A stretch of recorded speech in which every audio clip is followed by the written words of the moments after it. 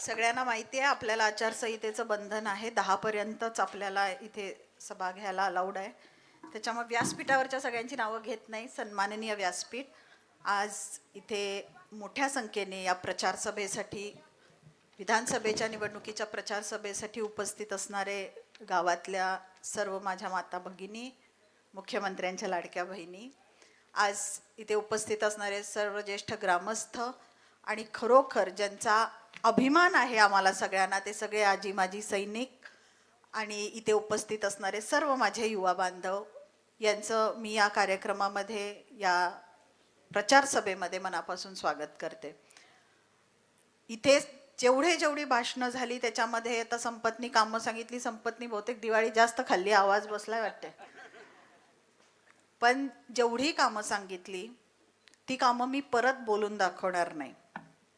आज संध्याताईंनी अतिशय उत्कृष्ट भाषण केलं. मला वाटतं गौरी पहिल्यांदाच बोलल्या आणि मला खूप अभिमान वाटतो की आता महिला पुढे यायला लागलेल्या आहेत, बोलायला लागलेल्या आहेत, व्यासपीठ गाजवायला लागलेल्या आहेत, स्वतःची मतं मांडायला लागलेल्या आहेत.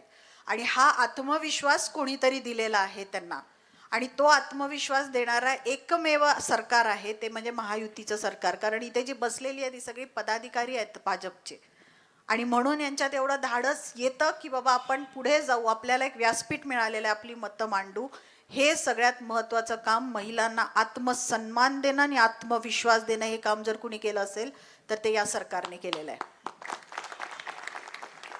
मी माझ्या 2 मागच्या सभांमध्ये हेच सांगितलं की जेव्हा आपण गावाचा सर्वांगीण विकास म्हणतो तसाच माणसाचा पण सर्वांगीण विकास आपल्याला करायचा असतो, आणि त्याच्यामध्ये फक्त रस्ते आणि गटर येत नाहीत, त्याच्यापेक्षा पण माणसाच्या गरजा जास्त असतात.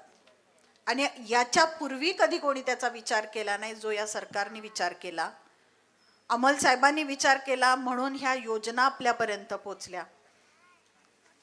जे कॅम्प इथं लावण्यात आले, काय केलं? ओके. ज्या काही योजना आपल्यापर्यंत पोचल्या, त्या योजना आपल्यापर्यंत पोचायला कोणीतरी मध्यस्थी होतं. अमल साहेबांनी कॅम्प लावलेच, पण आवर्जून मला त्या सगळ्या अंगणवाडी सेविकांचा आणि आशा सेविकांचा मला आवर्जून उल्लेख करायचा आहे की त्यांनी सुद्धा अतोनात कष्ट घेतलेत की ह्या योजना माझ्या प्रत्येक महिलेपर्यंत पोचल्या पाहिजेत. आणि याचा सन्मान हा महायुतीच्या सरकारने केलेला आहे. मला सांगायला अभिमान वाटतो या व्यासपीठावरती उभा राहून की या सर्व महिलांच्यासाठी, ज्या आशा सेविका आहेत, ज्या अंगणवाडी सेविका आहेत, यांचं मानधन 15,000 रुपये केलेलं आहे. आणि त्यांना विमा कवच देण्याचा सुद्धा जाहीरनामा काल भाजपने प्रसिद्ध केलेला आहे. याच्या व्यतिरिक्त ज्या लाडक्या बहिणींना 1500 रुपये जमा होत आहेत, ते महायुतीचं सरकार आल्यानंतर त्याची किंमत वाढून 2100 रुपये प्रत्येक महिन्याला तुमच्या सगळ्यांच्या खात्यात येणार आहेत. ही योजना अत्यंत महिलांची लाडकी योजना आहे. कारण मी सगळ्या ठिकाणी हेच सांगते की कदाचित 1500 रुपये, 2000 रुपये एखाद्या कुटुंबाला पुरणार नाहीत किंवा त्याच्यावर संसार चालणार नाहीत, पण खूप मोठा आर्थिक आधार त्या कुटुंबाचा बनू शकतो. कारण महिला स्वतःसाठी कधी खर्च करत नाही, ती पहिला कुटुंबाचा विचार करते, पहिला मुलांचा विचार करते, आणि उरल्या सुरल्या पैशातनं आपली स्वतःची हौस करत असते. आता ज्यांच्या समजा कुटुंबाच्या गरजा पूर्ण होत आहेत, ती महिला कमीत कमी त्या 1500 रुपयांना 2000 मधनं आपली स्वतःची हौस पूर्ण करू शकते. इतक्या महिलांनी आम्हाला याच्यावर इतके छोटे व्हिडिओज करून दिले, इतक्या महिलांनी व्यक्त झाल्या, तुम्ही बघितलं असाल सगळ्या चॅनल्सवरती वगैरे. त्या महिला इतक्या खुश होत्या, त्या म्हटल्या 2-2 वर्ष, 3-3 वर्ष आम्हाला कधी कुणी ओवाळणी टाकली नाही, मग भावाकडे पैसे सुद्धा नाहीत 20 रुपये ताटात टाकायला, आज त्या माणसाने आम्हाला 1500 रुपयाची ओवाळणी घातली. कित्येक वर्ष झाले संसार करत असताना स्वतःला एक नवीन लुगडं सुद्धा घेऊ शकलो नाही, आज एक हक्काची साडी घेऊ शकले. हा छोटा छोटा आनंद आहे, आणि तो आनंद ज्याला मिळाला ना तोच हा व्यक्त करू शकतो. आणि बाकीचे म्हणतात तुम्ही महिलांना खरेदी करताय. खरंच महिला एवढ्या विकल्या जाणार आहेत असं तुम्हाला वाटतंय? आणि महिला विकल्या जातात हे बोलण्याचं धाडस तरी ती लोक कशी करतात? बरं, ही योजना बंद व्हावी म्हणून हीच लोक काँग्रेसची हायकोर्टमध्ये गेलेली आहेत, ही योजना बंद करा म्हणून. 1500 रुपयाची योजना बंद करा. आमच्या सरकारने काय केलं, 1500 तर देणार ते देणार आणि वरती वाढवून 2100 देणार, करा बंद म्हटले. लोकांचा चांगला विचार करण्यासाठी तेवढी नैतिकता लागते आणि ती नैतिकता, ती विचारांची नैतिकता काँग्रेसकडे असं मला वाटत नाही. आज या गावामध्ये मी जसा उल्लेख केला की देशाचा स्वाभिमान, आमच्या सगळ्यांचा अभिमान इथले सैनिक आहेत, संपूर्ण देशाचे सैनिक आहेत. आणि त्यांना माहिती आहे की जेव्हा राष्ट्रप्रेम असतं, देशासाठी काहीतरी करायचं असतं, तेव्हा निर्णय चुकता कामा नयेत. निर्णय चुकला की तिथं शेवट असतो, हे सगळ्यांना माहिती आहे. आणि म्हणून आपला देश कुणाच्या हातात सुरक्षित आहे, आपलं राज्य कुणाच्या हातात सुरक्षित राहणार आहे, हे तुम्ही चांगल्या पद्धतीनं ओळखू शकता. त्यामुळे यावेळेस निर्णय चुकून देऊ नका. काय झालं, 2014 ते 2019 अमल साहेबांना तुम्ही पहिल्यांदा आमदार केलं. अगदीच नौखे होते, कोणाच्या ओळखीचा चेहरा नव्हता, पण तरी सुद्धा 15 दिवसात तुम्ही त्यांच्यावरती विश्वास ठेवला. मला आनंद आहे की आजची ही सभा खूप शांततेत पार पडतीये. तुम्हाला सांगते, 2014ला जेव्हा गिरगावमध्ये पहिल्यांदा सभा घ्यायची म्हटली तर दगडफेक करण्यात आली होती. कोणाला आठवतंय 2014ची सभा? उधळून टाकली होती सभा, दगडफेक केली, खुर्च्या उलटून टाकल्या होत्या. गिरगावमध्ये सभा घ्यायची नाही म्हणून सांगितलं होतं. ही मक्तेदारी होती काँग्रेसची, ती तुम्ही सगळ्यांनी 2014ला मोडून काढली. मला आठवतंय, मी इथे जिल्हा परिषद अध्यक्ष असताना आपण बचत गटाचे भरपूर कार्यक्रम घेतलेत. खेळतं भांडवल इथं वितरित केलंय. इकडे शाळेला आपण एकदा उद्घाटनासाठी आलो होतो. जेवढे शब्द आम्ही दिले तेवढे शब्द आम्ही पूर्ण केले. फक्त आम्ही हे विसरलो की माणसांची कामं करत असताना जाहिराती पण करायला लागतात आणि त्या कामांपेक्षा जास्त करायला लागतात. कारण लोकांना आजकाल जाहिरातीवरती विश्वास बसतो. लक्सचा साबण वापरला की मी गोरा होणार, हे सगळ्यांना वाटत असतं, पण प्रत्यक्षात होतं का? जाहिरात असते. प्रत्यक्ष कामावरती विश्वास ठेवा. सोनं घ्यायला गेला, द्यायला गेला तरी घासून बघता का नाही, बावन कशी आहे का नाही.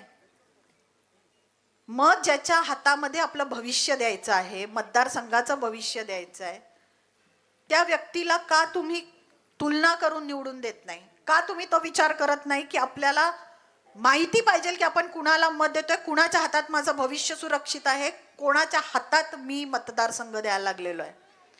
आज मला इथे एक पेपरमधलं कात्रण मिळालं, त्याच्यामध्ये असं लिहिलं होतं की गिरगावच्या विकासासाठी प्रयत्नशील राहणार. माजी गृहमंत्री, त्यांनी जी वचन दिले, त्यांनी जे शब्द दिले त्यातले किती पूर्ण झाले मला माहिती नाही.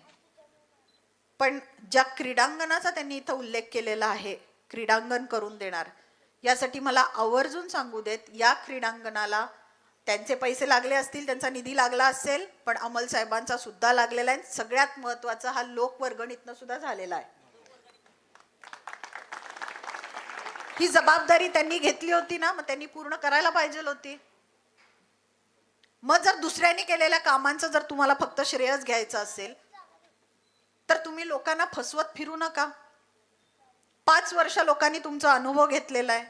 जसं आता संध्याताई म्हटल्या, दुष्काळ बदलायचा आहे, त्यांनी मान्य केलंय दुष्काळ झालाय 5 वर्षामध्ये, म्हणून आता ऋतू बदलायची वेळ आली आहे. आणि ऋतू बदलायला वारं फिरायला लागतंय.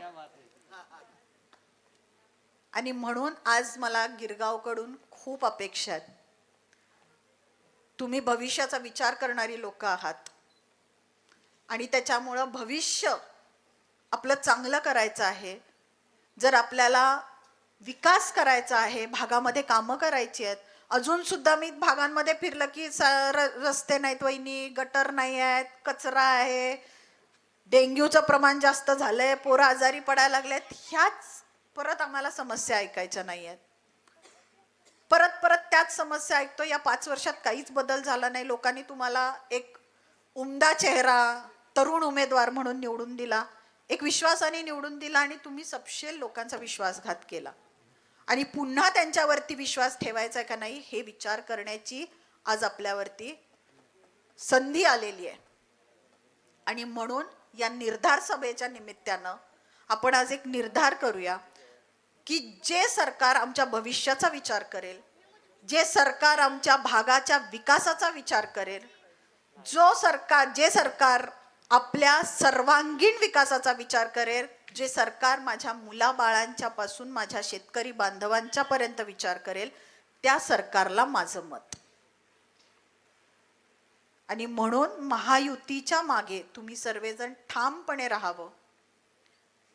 कमळाला येत्या 20 तारखेला मतदान द्यावं. कारण हे बघा, वरती सरकार स्थापन करायची आहे म्हणजे आपल्याला इथून आमदार महायुतीचा निवडून देणं गरजेचं आहे. इथून जर आमदार निवडून गेले नाहीत, 10 उमेदवार आहेत महायुतीचे, जर आमदार जास्तीत जास्त निवडून गेले नाही तर उद्या सरकार स्थापन करायला अडचण येते. आणि म्हणून सरकार स्थापन करायचं असेल तर जास्तीत जास्त आपल्याकडून महायुतीचे उमेदवार निवडून जातील, आपल्या भागातनं भाजपचा उमेदवार अमल माडिक साहेब निवडून जातील, याची दक्षता आपल्याला घ्यायला पाहिजे, याचा विचार आपण केला पाहिजे. नवरा आहे म्हणून कौतुक नाही, पण खरोखर साधा माणूस आहे, प्रामाणिकपणे काम करतात, कधीही काम केलेलं दुसऱ्यावरती उपकाराच्या शब्दात बोलून दाखवत नाहीत. विरोधक जरी असेल तरी सुद्धा त्याचं काम साहेबांनी केल्याची कितीतरी उदाहरणं मी तुम्हाला सांगू शकते. आणि म्हणून विरोधक आम्ही कुणाला मानत नाही. जर तुम्हाला असं वाटत असेल की आमच्या कामामध्ये चूक आहे, आमच्या बोलण्यामध्ये चूक आहे, कधी आम्ही सन्मान कुणाचा ठेवला नाही, कधी वायफळ बोललो, फालतू बोललो, तर आम्ही तुमच्याकडे मत सुद्धा मागायला येणार नाही. पण आम्ही दोघांनी असं कधीही केलेलं नाहीये. कधीही कोणी वाईट अनुभव सांगावा की शोमिका महाडिक आणि अमल महाडिक यांचा वाईट अनुभव आलेला आहे, अरे माणूस म्हणून आम्ही वागतोय, माणसानी माणसाशी माणसासारखं राहावं याच्यावरती आम्ही विश्वास ठेवतोय. आम्ही कधी आरेरावी करत नाही, दबावबाजी करत नाही. आणि म्हणून सांगते, 1 नंबरचा माणूस आहे, 1 नंबरचं बटन आहे. त्याच्यामुळे तुम्ही सर्वांनी अमल साहेबांच्या पाठीशी खंबीरपणे उभे राहा, त्यांना ताकद द्या. आज तुमच्या आशीर्वादाची, तुमच्या ताकदीची आम्हाला सर्वांना गरज आहे. मी खरोखर सांगते, आज आपल्या गावामध्ये बदल करायचा असेल आणि आपल्याला एक चांगलं विकसनशील भारत बनवायचं असेल, विकसित भारत बनवायचं असेल आणि आपल्याला या प्रवाहात सामील व्हायचं असेल, तर आपल्याला कमळासमोरचं बटन दाबून अमल महाडिक साहेबांना प्रचंड मतांनी विजयी करायला लागेल. आणि ते सर्वजण तुम्ही कराल. 20 तारखेला प्रत्येक जण मतदानासाठी बाहेर पडेल अशी मी आशा व्यक्त करते.